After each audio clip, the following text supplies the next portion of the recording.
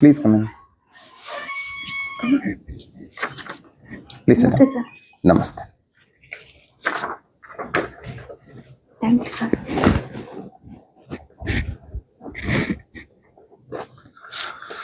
नाम के अलावा अपने बारे में थोड़ा बताएं।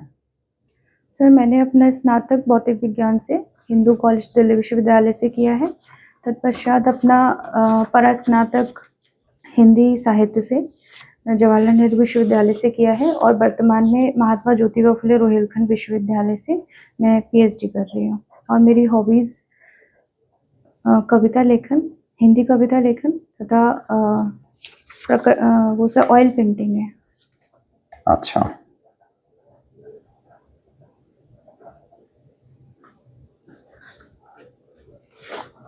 आपने बताया आपने अपना स्नातक हिंदू कॉलेज से किया है। जी सर।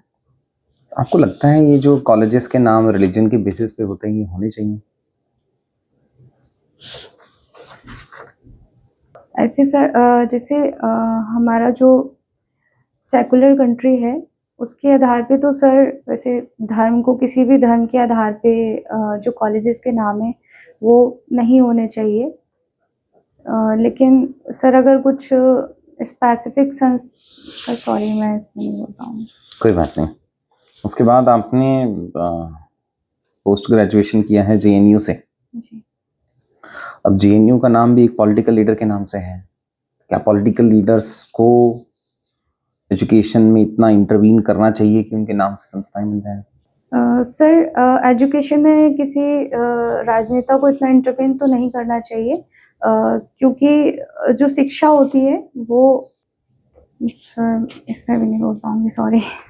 अभी आप पीएचडी कर रहे हैं? जी सर। कहाँ से? सर रोहिलखंड यूनिवर्सिटी, कहाँ पे है ये?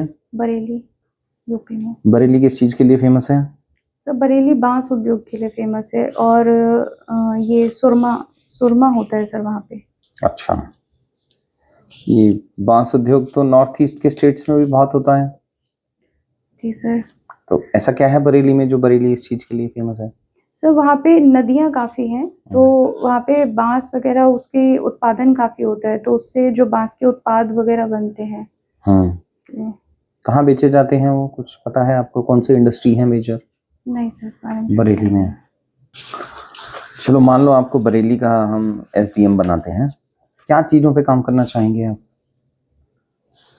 सर इस क्षेत्र में बरेली क्षेत्र में जो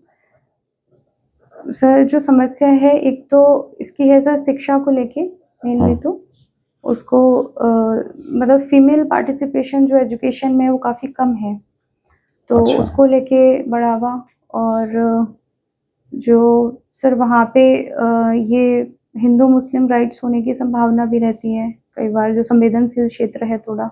अभी हाल ही में वहाँ पे हुआ था कुछ मुद्दा तो उसको लेके वहाँ पे सर सामाजिक सद्भाव बनाना, इन चीज़ों को लेके कार्य करूँगी। क्या करेंगे आप इसमें? सर एजुकेशन को लेके सर एजुकेशन के सेक्टर में काम करना, जैसे कुछ जो अगर सरकारी योजनाएं हैं उनको लागू करना और महिलाओं के पार्टिसिपेशन बढ़ाने के लिए। सर अभी नहीं हो पा रहा। टेंस लग रहे हैं आप मुझे बहुत सारा, ऐसा है क्या? जी। पानी पियेंगे आप? अच्छा, अपनी 2-3 वीकनेसेस के बारे में बताएं। यार पानी पिलाना एक गिलास बच्चे। वीकनेस सर एक तो इंट्रोवर्टनेस है और ओवर थिंकिंग हो जाती है सर, और सर ये परफेक्शन टेंडेंसी है चीज़ों को लेके। तो परफेक्शन टेंडेंसी को लेके कैसे आप एसडीएम बनेंगे? चीज़ें तो शासन तो कभी परफेक्ट नहीं दिखता है, हमेशा सुधार की गुंजाइश रहती है। जी सर, ये थोड़ा सा है कि थोड़ा ओवर थिंकिंग हो जाती है तो कई बार चीज़ों को बहुत बेहतर करने के लिए प्रयास ऐसे करती रहती हूँ, बट अभी मैं इसमें थोड़ा सुधार कर रही हूँ कि ये चीज़ें बहुत विशेषीकृत ना करके सामान्य रूप में भी ठीक हो सकती है। उदाहरण देके समझाइए। उदाहरण देखिए सर, जैसे सर किसी भी क्षेत्र में चूँकि सर मैं पीएचडी कर रही हूँ तो एक थोड़ा-सा जो व्यू है वो एनालिटिकल है, चीज़ों को और डाइवर्स तरीके से देखने का। तो कई बार किसी भी क्षेत्र में अगर जैसे कार्य कर रही हूँ तो उसमें चीज़ों के डिफरेंट डिफरेंट एंगल में बहुत ज़्यादा चले जाना, कि और शायद इसको बेहतर तरीके से कर सकूँ, ऐसा सर थोड़ा हो जाता है, जिससे जो लॉन्ग टर्म थोड़ा-सा देर हो जाती है किसी चीज़ों को कार्य को करने में। नहीं, मैं आपसे पूछ रहा था कि आप उसको बेहतर कैसे कर रहे हैं? उसको उदाहरण देके समझाएँ। जो आप बता रहे थे कि आपका एक परफेक्शन का बिहेवियर है, जी। उसको आप सुधार कर रहे हैं, कैसे कर रहे हैं? कोई ऐसा इंसिडेंट जो आपने किया हो, किसी क्षेत्र विशेष में किया हो, अपनी किसी आदत में किया हो, दैनिक दिनचर्या में किया हो? सर दैनिक दिनचर्या में तो अभी यही किया है कि जो चूँकि सर मैं एक हाउसवाइफ़ भी हूँ अभी साथ में, तो जो मेरे घरेलू कार्य रहते हैं, उनको कई बार मैं बहुत ज़्यादा परफ़ेक्ट करने की कोशिश कर लेती हूँ।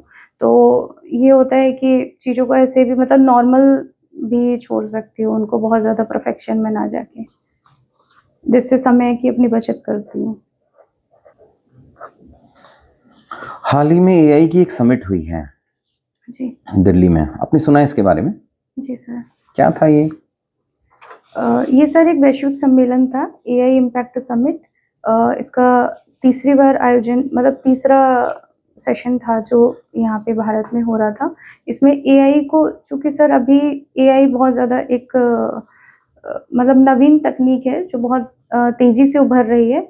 इसको लेके भारत भी अपनी एक वो दृढ़ता दिखाना चाहता है कि वो इस क्षेत्र में बहुत अच्छे से कार्य कर रहा है, उसको लेके ये भारत में आयोजन किया गया। आपको क्या लगता है, क्या सफल रहा ये? जी सर। चूँकि सर ये नई उभरती तकनीक है, इसमें अन्य देश जो हैं जैसे चाइना हुआ, अमेरिका हुआ, तो उनकी प्रतिस्पर्धा में भारत शामिल हो रहा है। बहुत सारे देशों ने पार्टिसिपेट करा है, तो इससे एक अच्छी इमेज भारत की भी इम्प्रूव हुई है कि वो तकनीकी क्षेत्र में आगे बढ़ रहा है। इस बार का जो इकोनॉमिक सर्वे था, उन्होंने कुछ एआई के बारे में बोला है क्या? जी सर, बोला है बट मैं रिकॉल नहीं कर पा रही हूँ अभी, सॉरी। अच्छा, भारत में अभी एआई की क्या स्थिति है? क्या लग रहा है आपको कि भारत, अगर मैं आपसे चाहूँ कि आप 10 में से नंबर दें, तो कितने नंबर आपको लगता है कि भारत की स्थिति टेक्नोलॉजी वाइज़, लोगों में एक्सेप्टेंस वाइज़, कॉस्ट वाइज़ कितना होगा? सर ऐसे तो नहीं पता मुझे, लेकिन एक सर अभी एक रैंकिंग आई थी जिसमें भारत 3rd या 4th नंबर पे उसमें स्टैंड किया था उसने। कौन सी रैंकिंग थी वो? सर नाम याद नहीं है, सॉरी। आप अपनी पर्सनल लाइफ में एआई को यूज़ करते हैं? जी सर। कोई उदाहरण दीजिए, कहाँ यूज़ करते हैं? Sir chat GPT. क्या करते हैं जैसे चैट जीपीटी पे? चैट जीपीटी में सर जैसे मैं भी पीएचडी कर रही हूँ, तो मतलब कुछ जैसे बुक्स अभी जो कॉलेज में कहीं अगर अवेलेबल नहीं हो पाती कुछ चीज़ें, तो मैं चैट जीपीटी की मदद से वो बुक्स वगैरह या कोई कंटेंट संबंधित होता है विषय से, उसको निकलवाती हूँ सर उससे। उनको कैसे पता है आपको कौन सी बुक चाहिए होती है? सर ये मैं जैसे जो पुरानी पीएचडी की थीसिस हैं, तो उनसे कुछ बुक्स के रेफ़रेंस वगैरह उसमें लिखे होते हैं, तो उनको उसमें डाल के चैट जीपीटी में, तो वो उससे संबंधित कंटेंट या कोई शोध उस विषय पे उसके जो सब टॉपिक्स होते हैं उस पे होता है, तो वो सर और निकाल के कैसे देते पता हैं। चलता है कि वो जो बता रहा है वो सही है? वो सर वेबसाइट दे देता है, अगर हम उसमें जैसे सर अगर हम ऑथेंटिक सोर्स का उसको प्रॉम्प्ट देंगे, तो वो ऑथेंटिक सोर्स निकाल के दे देता है। अच्छा। इस बार के इकोनॉमिक सर्वे ने एक शब्द यूज़ किया था, चाटुकारिता, एआई के लिए। क्या आपने सुना था? नहीं, सॉरी सर। क्या प्रॉब्लम लगती है आपको एआई में?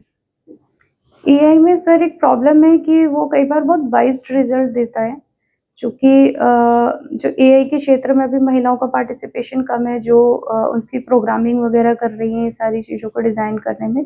और जो उसमें डाटा वगैरह जो फ़ीड किया जाता है, वो भी थोड़ा-सा बाइस्ड रहता है, तो कई बार वो बाइस्ड रिज़ल्ट दे देता है, महिलाओं के संबंध में या किसी धर्म विशेष के संबंध में, इस तरह की चीज़ें। कभी आपने ऐसा देखा हो कि आपने जब यूज़ किया हो तो? सर मुझे सर ऐसा कुछ नहीं ध्यान है।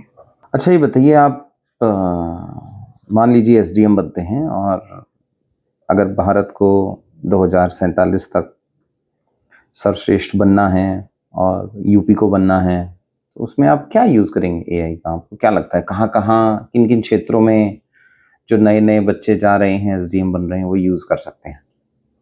एआई को सर हम सबसे पहले तो एजुकेशन के क्षेत्र में अप्लाई कर सकते हैं यहाँ पे एआई को। और सर जैसे जो नए-नए कोर्सेज़ आ रहे हैं एआई में, उनको पाठ्यक्रम वगैरह को लागू कर सकते हैं हम, जिससे ये एक वो तो नए एआई सीखने के लिए है। जी। सीख के क्या करोगे? शासन में कैसे उसको इम्प्लीमेंट करोगे? शासन में सर जैसे कोई योजना वगैरह होती है तो उसमें जो डाटा कलेक्शन होता है उसको उस पे हम कार्य कर सकते हैं एआई के माध्यम से। परफेक्शन सर जैसे कहीं पे सर ड्रोन से अगर निगरानी करनी है तो वो स्पेसिफिक करके वो थोड़ा परफेक्ट करके सर एआई के माध्यम से हो सकता है, या कृषि के क्षेत्र में अप्लाई कर सकते हैं एआई का। कैसे करेंगे? जैसे सर एआई के माध्यम से कुछ इस तरह के कैमरास वगैरह खेतों के आसपास लगाते हैं जिससे वो डिटेक्ट कर लेते हैं कि किसी फसल में कोई भी बीमारी होने से पहले ही अगर कुछ समस्या हो रही है तो उसको डिटेक्ट करके बता देते हैं, जिससे फसल खराब होने से पहले ही उसका समाधान किया जा सकता है। अच्छा ये बताइए कृषि क्षेत्र की यूपी सरकार की विशिष्ट कोई स्कीम बताइए, जो सिर्फ यूपी सरकार की? सॉरी सर, अभी रिकॉल नहीं कर पा रही हूँ। 1-2 तो बताइए। सॉरी सर, अभी याद नहीं आ रही है। ठीक है।